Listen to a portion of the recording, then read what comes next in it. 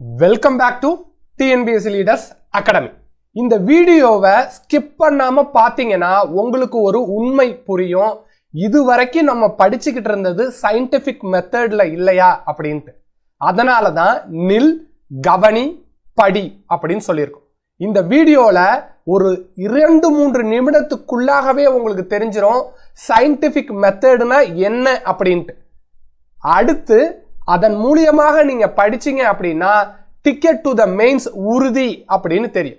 இந்த லாஸ்ட் சான்ஸை சரியாக ஒரே ஒரு முறை பயன்படுத்துவோம். 2025 2A மெயின்ஸ்ல நம்ம பயணிப்போம் அப்படிங்கறது இலக்கோட இப்ப சிலபஸ்க்குள்ள போறோம். டிஎன்பிஎஸ்சி சிலபஸ்ல என்ன சார் பிரச்சனை இருக்கு அப்படின்னா, சில டாபிக் கான்செப்ட் ஓரியன்டா இருக்கு, சில டாபிக் நம்ம மக்கப் பண்ண வேண்டியதா இருக்கு, சில டாபிக்ல இருந்து கேள்விகளே வரல. அப்புறம் எப்படி சார் நான் பிரிச்சு பார்த்து புரிஞ்சுக்கிறது? சில டாபிக்ல இருந்து கான்செப்ட்ல தான் வரும் அப்படின்னு சொல்றாங்க, சில டாபிக்ல இருந்து புத்தகத்துல இருக்கக்கூடியது அப்படியே வரும்னு சொல்றாங்க, சில டாபிக் டிஎன்பிஎஸ்சி வெளியில இருந்து கூட கேட்டுறாங்க. அப்ப இந்த 3 வித்தியாசத்தையும் நான் உங்களுக்கு எடுத்து காட்டுறதுக்கு 3 கலர் இந்த சிலபஸ்ல கோட் பண்ணியிருக்கேன். சிலபஸ்ல கோட் பண்ணியிருக்கேன் அப்படின்னு சொல்லும் போது இதை உத்து பார்த்துருக்க சில மாணவர்களுக்கு தெரியும், சயின்ஸ்ல மற்ற டாபிக் எல்லாம் காணா போயிருக்கேன் சார் அப்படின்ட்டு. இந்த சிலபஸ்ல இருக்கக்கூடிய டாபிக்கை மட்டும் நீங்க படிச்சிருந்தா போதும்.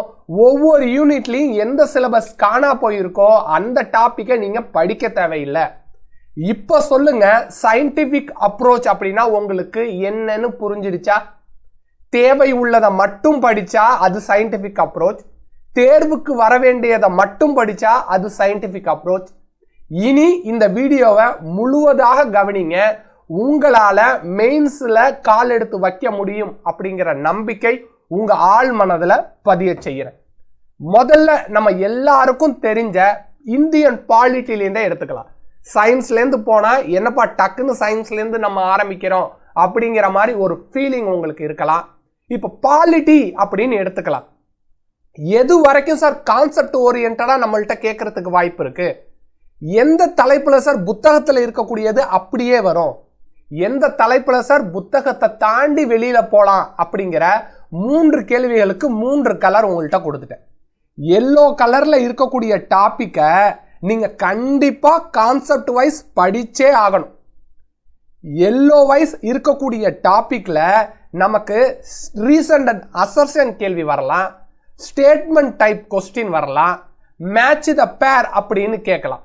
இது மாதிரியான கேள்விகள் கேட்பதற்கு எங்க சார் வாய்ப்பு இருக்கு அப்படின்னா இந்த எல்லோ கலர் டாபிக்ல தான் வாய்ப்பு இருக்கு.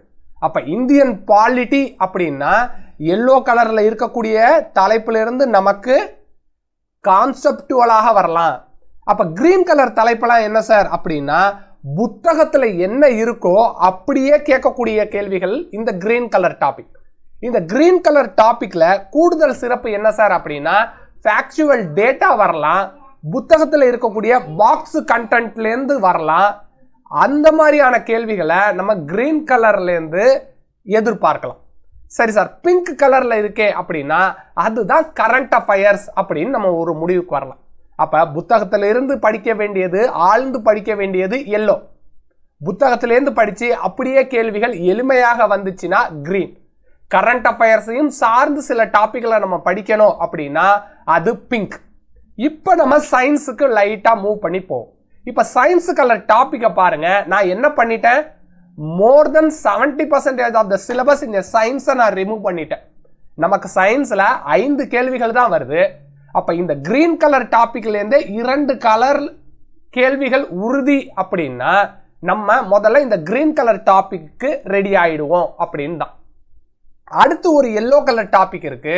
மீண்டும் சொல்றேன், இந்த என்விரான்மெண்ட் அண்ட் எக்கலாலஜி, ஹியூமன் டிசீஸ்ல இருந்து கண்டிப்பாக ஒரு கேள்வி வருவதற்கு வாய்ப்பு இருக்கு. அப்ப இந்த கிரீன் கலர் டாபிக்கை டக்குனே நமக்கு தெரியும், ப்ரீவியஸ் இயர் கொஸ்டின் பேப்பரை பார்த்துட்டு போகிறதுனால மட்டுமே தான் இந்த டாபிக்கை நம்ம தவறுதல் இல்லாம பதில் சொல்ல முடியும். ஏன்னா இந்த கிரீன் கலர் டாபிக் புத்தகத்துல படிப்பதற்கு ரிசோர்சஸ் கிடையாது.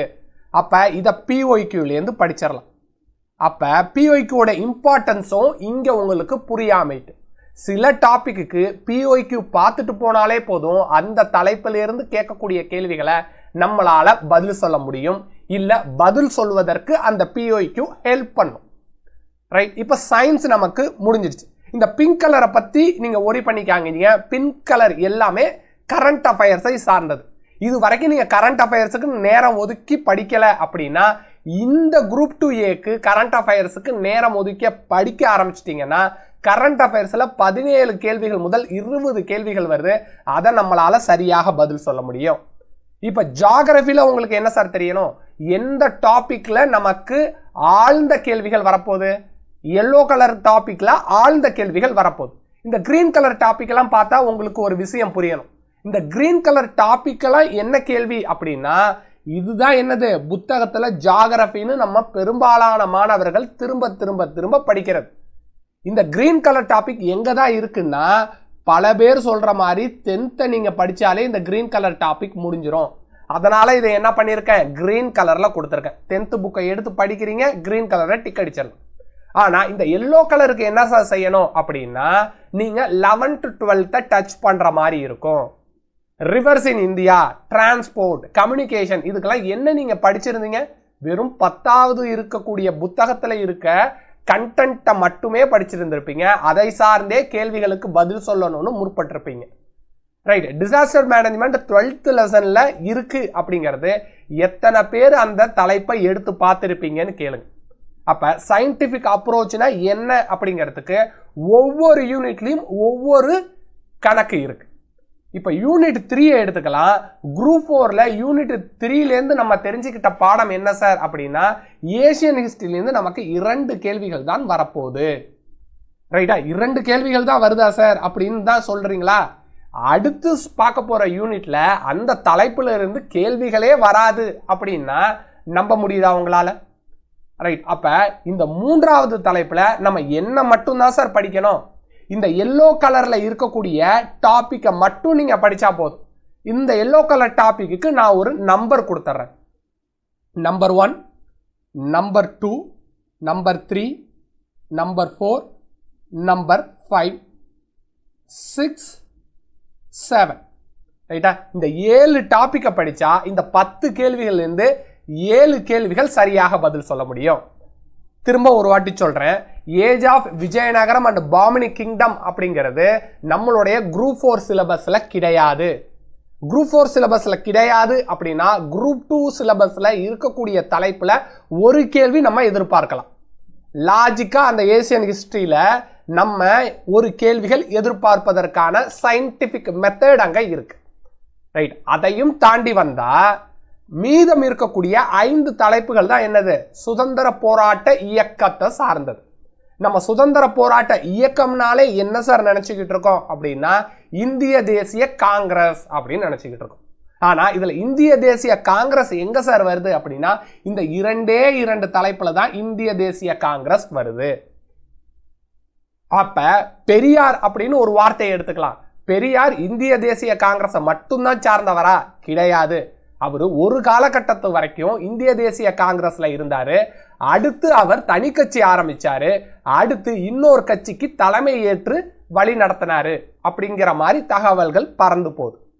அப்ப என்ன வருது, டிஃபரண்ட் மோட் ஆஃப் அஜிடேஷன் அப்படின்னா இந்திய தேசிய காங்கிரஸை பத்தி படிக்கிறது 50%. இந்திய தேசிய காங்கிரஸ் அல்லாதவர்களை பத்தி படிக்கிறது ஒரு 30%. அடுத்து டுவர்ட்ஸ் த ஃப்ரீடம் 1940 1947 இந்திய அரசு சில மாறுதல்களை உள்ளடக்கி கொண்டுட்டு வருது. அந்த இடத்த நீங்க படிச்சீங்க அப்படின்னா அது ஒரு 20% சிலபஸ். அப்ப நம்ம என்ன சொல்றோம், மொத்தம் 5 டாபிக் இருக்குன்னு சொல்லிட்டோம்.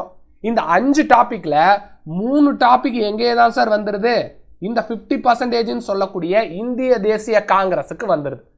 அடுத்த 30% எங்க வந்துருது அப்படின்னா இந்த தலைப்புக்கு கொடுக்கப்படுது. அடுத்த 20% எங்க கொடுக்கப்படுது அப்படின்னா லாஸ்டா 7வது டாபிக்கு கொடுக்கப்படுது. ரைட், இப்போ நம்மளுக்கு ஜியோகிராஃபி அப்படிங்கிறதுல சயின்டிபிக் மெத்தட் என்ன அப்படிங்கிறத பார்த்துருக்கோம். அடுத்து யூனிட் 3ல நம்ம சயின்டிபிக் மெத்தடா பண்ண வேண்டியது என்னென்ன அப்படிங்கிறது உங்களுக்கு புரிஞ்சிருக்கும். அடுத்து ஒரு யூனிட்ல பாதிக்கும் மேற்பட்ட தகவல்களை நம்ம படிக்கவே தேவையில்லைன்னு சொன்னோம்ல, அப்ப அது எந்த தலைப்பா சார் இருக்கும் அப்படிங்கிற ஒரு சந்தேகம் உங்களுக்கு வந்திருக்கும். இப்ப ஸ்க்ரால் பண்ணி காட்டினதுல இந்த யூனிட் 5 எடுத்துக்கிட்டீங்கன்னா தெரியும், உங்களுக்கு இந்த தலைப்புல பாதிக்கும் மேற்பட்ட தலைப்புகள் கொடுக்கப்படலை. அதெல்லாம் நான் என்ன பண்ணிட்டேன், எரேஸ் பண்ணிட்டேன் சயின்டிபிக் மெத்தடில். அது ஏன் அப்படிங்கிறத முதல்ல தெரிஞ்சுக்கலாம். அதோடைய ஃபர்ஸ்ட் பாயிண்ட் என்ன சார்னா, இந்த தலைப்புகள் இருந்து கரண்ட் அஃபேர்ஸ் கேள்விகள் தான் வருது அப்படின்னு தெரிஞ்சுக்கிங்க. அப்ப கரண்ட் அஃபேர்ஸ்னா என்ன சார் இதுல இருந்து வருது, தமிழ்நாடு விஷயங்களை மட்டுமே சார்ந்து வருது. ரைட் சார், தமிழ்நாடு அல்லாத விஷயங்கள் ஏதாச்சும் இந்த கேள்வி வருதா சார் அப்படின்னா இதுல திட்டங்கள் வந்துருது. அப்போ உங்களுக்கு என்ன தெரியணும், ஒன்று தமிழ்நாடு சார்ந்த திட்டங்கள் வருது, அதுவும் பள்ளிப்பாட புத்தகத்துல எங்கேயும் இல்லை. அடுத்து திட்டங்கள் சார்ந்து வருது, அதுவும் பள்ளிப்பாட புத்தகங்கள்ல ஒரு 20% இருக்கு அப்படின்னு எடுத்துக்கலாம். ஏன்னா எக்கனாமிக்ஸ் புக்ல சில திட்டங்கள் வகுக்கப்பட்டிருக்கு, அதை பத்தி நம்ம படிப்போம். மூன்றாவது என்ன சார் அப்படின்னா, இங்கதான் என்ன பண்ண போறோம், பட்ஜெட்டை நம்ம படிக்க வேண்டியது இருக்கு. எக்கனாமிக் சர்வே அப்படின்னு குரூப் 4ல முதல் தடவையா ஒரு கேள்வி கேட்டாங்களா, அதை நம்ம படிக்க வேண்டியது இருக்கு. அதை தாண்டி பாலிசி நோட் படிக்க வேண்டியது இருக்கு. அடுத்து இண்டெக்ஸ் படிக்க வேண்டியது இருக்கு. ரைட்டா? இப்ப சொல்லுங்க, நம்ம இவ்வளவுதெல்லாம் தேடி தேடி படிச்சு நம்ம தெரியாத கேள்விகளுக்காக பாடுபடுவதா, இல்ல நான் எல்லோ மார்க்ல டிக் பண்ணியிருக்கிற கேள்விகள் கண்டிப்பாக வரும் அப்படின்னு சொல்லியாச்சு. ஹியூமன் டெவலப்மெண்ட் இண்டிகேட்டர்ஸ் அப்படிங்கிறது நான் எல்லோ கலர்ல கொடுத்துருக்கேன். அந்த கேள்வி இடம்பெறாத கேள்வித்தாளையே பார்க்க முடியாது அப்படிங்கிற மாதிரியான ஒரு தலைப்பு. அடுத்து 5 இயர் பிளான் அப்படிங்கிறதும் என்னது, பெரும்பாலான கேள்விகள் அது உள்ளடக்கி தான் இருக்கு அப்படிங்கிறத தெரிஞ்சுக்கிங்க. தொடர்ந்து ஜிஎஸ்டிலேருந்து நமக்கு கேள்விகள் வருது, பிஸ்கல் பாலிசிலேருந்து கேள்விகள் வருது அப்படிங்கிற மாதிரியான புரிதல் உங்களுக்கு வந்துட்டனாலே இதை புத்தகத்துல கான்செப்ட் ஓரியன்டா டெப்த்தாக கேட்டாலும் நம்ம பதில் சொல்லணும் அப்படிங்கிற ஒரு நிலைக்கு நம்ம வந்துடணும். 6வது யூனிட்ல என்ன சார் தெரியும் அப்படின்னா, நான் முதல் 3 லைனை ஃபுல்லுத்தையுமே எரேஸ் பண்ணிட்டேன். ஆனா 2 இடத்த நான் என்ன பண்ணியிருக்கேன், பிங்க் கலரா விட்டுருக்கேன். அப்ப இது ஏன் சார் 2 பிங்க் கலர் இருக்கு அப்படின்னா, ஒன்னு திருக்குறளுக்கு உரிய இடம், இரண்டாவது என்ன அப்படின்னா அகழ்வாராய்ச்சிக்கு உரிய இடம். இந்த 2 தலைப்புகளுமே ஆல்ரெடி நீங்க எங்க கவர் பண்ணிடுறீங்க, பொது தமிழ்ல கவர் பண்ணிட்டதனால ஜிஎஸ் டாபிக்ல இருந்து அதை கவர் பண்ணிட்டேன். ஜிஎஸ் டாபிக்ல இருந்து அதை ரிமூவ் பண்ணியிருந்தாலும் பிங்க் கலர்ல உங்களுக்கு இண்டிகேஷன் கொடுத்து